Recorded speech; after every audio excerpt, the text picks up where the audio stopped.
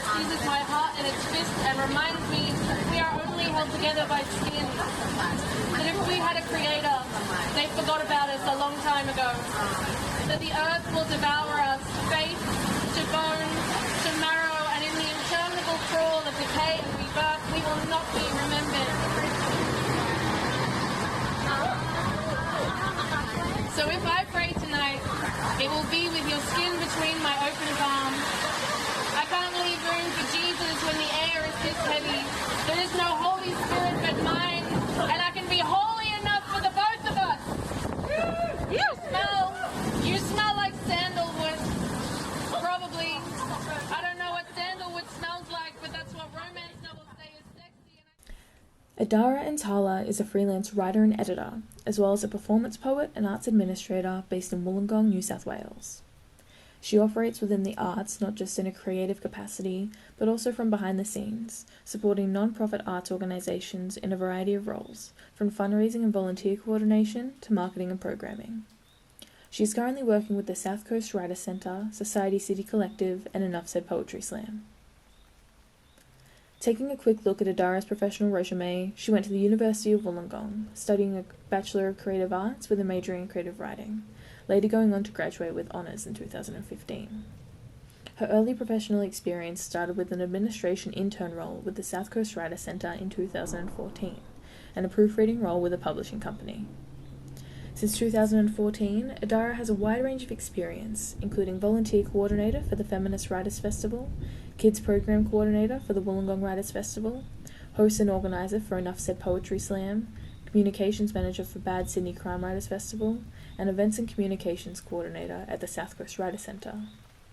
Alongside these official titles, Adara is a freelancer, offering services including copywriting, copy editing, proofreading, narrative advisory, and resume writing. Adara has developed a huge portfolio in her almost 10 years in the literary arts. At the beginning of this video, you watched a snippet of her reading a poem for the opening of Society City, a member-run collaborative space and bookstore in Wollongong. At a different event, Adara performed the same poem at the National Folk Festival in Canberra, accompanied and improvised by Stephen Taberner. My heart in a fist and reminds me we are only held together by skin. That if we had a creator, they forgot about us a long time ago. That the earth will devour us faith to bone, to marrow, and in the interminable crawl of decay and rebirth we will not be remembered. So if I pray tonight. Another example of Adara's work is what you're seeing on the screen right now. This is a poem written by Adara, who collaborated with Maddie Ryan, a Wollongong-based visual artist, to create this. It reads, "Women, strip the silence from your hide, baptize your lips in mirth and merlot, and dance your everything into the dark." This art is now on display in Wollongong City, a collaboration between local artists and the council displaying the culture of Wollongong.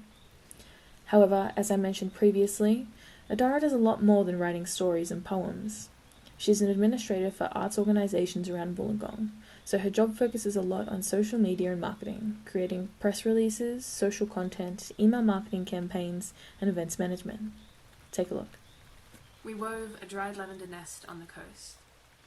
The eucalypt heat and kookaburra laugh connecting a town hemmed in by moonlight and mountains, where families plant seeds in hot sand that grow and play hopscotch with blue bottles like succulents and cacti. We flourish in the heat and call it home. Like chrysanthemums we flowered under your care, a careful application of summer sun and tea leaves to help us bloom. Autumn enters hasty, and your garden goes to sleep, lulled into slumber by the promise of winter and a chill of the water. All of Adara's work has one thing in common. It's full of personality. After meeting with Adara for an interview, her personality comes through loud and clear. She's passionate and strong-willed, and she cares deeply about what she does.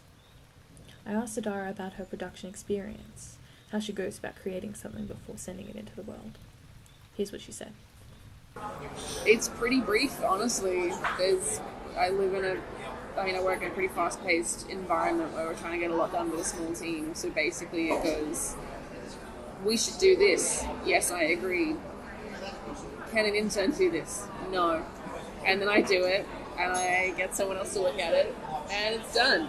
Things pretty much just go up immediately. And we'll get, like, we try to make sure at least one person checks them to make sure they're not riddled with flaws. Later in the interview, Adara goes into more depth about her step-by-step process of creation, which, in summary, involves 1. Finding the idea. This involves think-taking with her boss or being given an idea directly. 2. Delegating, so finding the best person to do it, whether it be Adara, an intern, or their boss. 3. Working out the best way to promote it. Often this involves some brief analysis of similar campaigns, seeing what's successful and what's not. 4. Creating content. Again, this is where Adara views similar content or projects to see what's working and what's not. 5. Running it by her boss. This doesn't always happen, though with bigger projects it's essential. As Adara is in an environment where things happen so quickly, these steps aren't always in that order and are often merged together. Every situation is different, and when things are moving at a rapid pace, Adara and her team have to make quick decisions on the fly. If I may speak from a more personal level here, it was an answer that I wasn't expecting. We're taught through our studies that in the real world, every decision is big and meaningful, going through a huge team of people to be judged and criticised. And I'm sure the process differs depending on the size and atmosphere of the organisation, team, or project. However, it's refreshing to hear that not everything is such a big deal, and the world definitely won't end if we make quick and dirty decisions. As I'm sure you can tell, when it comes to Adara and the literary arts, creative production and collaboration come hand in hand. Following from the previous question, I asked Adara about a memorable collaboration experience. Here's what she said. I think just the entire experience of working at Wollongong Writers Festival was probably pretty pivotal, because there were always, like, core people, but the teams were always sort of rotating, which means I always got the opportunity to try something else. And it was always a supportive team. So when you're still in university, you're too cautious and you think, I can't do that because I don't know how to do it. And the Writers' Festival and everyone who works there was really helpful in helping me realise no one actually knows what they're doing. Everyone's sort of just making it up as they go along. Just give it a go. Just don't be a coward. Just try it. You could, and then like, I guess I'm the coordinator of this project now. And that was helpful to me in finding out that I absolutely can step up and take on roles of things that I've never done before. And like, I will feel like an imposter a good chunk of the time, but I'll still get it done, and no one else will know that I feel like an imposter.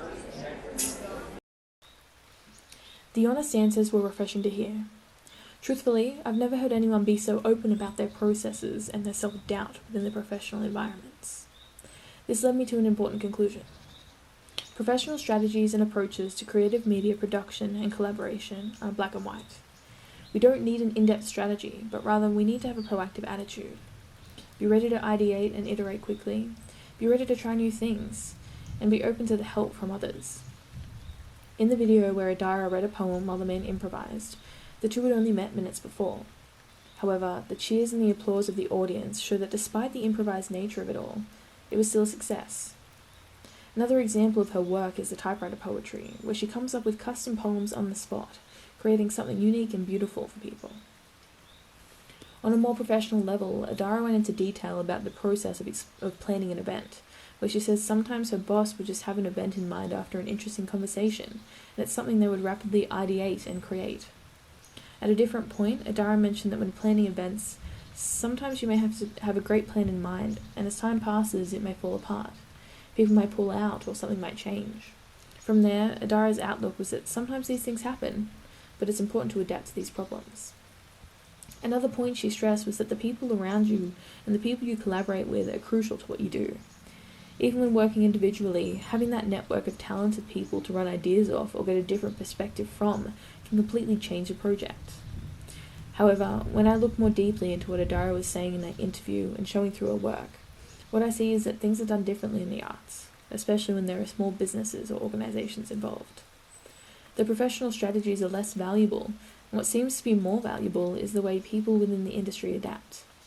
Having a concrete plan isn't essential. What's essential is the attitude you approach things with. Be ready to adapt. Be ready to take on new challenges. At the end of the day, there will be people willing to help, wanting you to succeed.